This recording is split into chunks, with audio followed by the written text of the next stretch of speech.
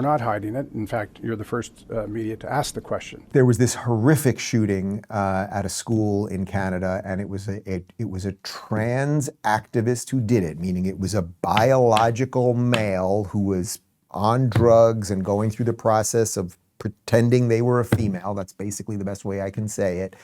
And to the backdrop of how many people were murdered? I think 10 people were murdered and another 15 injured. We'll get you the exact number on that.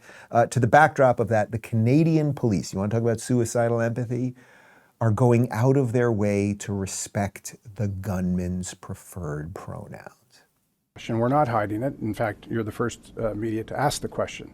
I will say this, we identified the suspect as they chose to be identified in public and in social media. I can say that Jesse was born as a biological male who approximately, the information that I have, approximately 6 years ago began to transition to female and identified as female both socially and... How profoundly pathetic. 8 were killed, by the way. How profoundly pathetic. First off, you can't transition from a male to a female.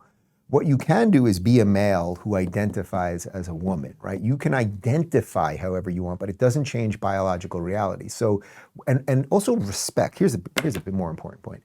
Respect is a two-way street. If someone gives you respect, you can give them respect back. If you respect someone and they keep spitting in your eye, you don't have any self-respect. So why should we be respecting someone who just murdered 8 children? 8 children. Why are they respecting that guy? Say what it is. It's a guy who did this. It is a guy who was going through some sort of psychological condition, believed they were a female, was doing some things to alter their physical nature to come off as a woman, but is not a female. And the fact that the police are spending even 1 second thinking about pronouns.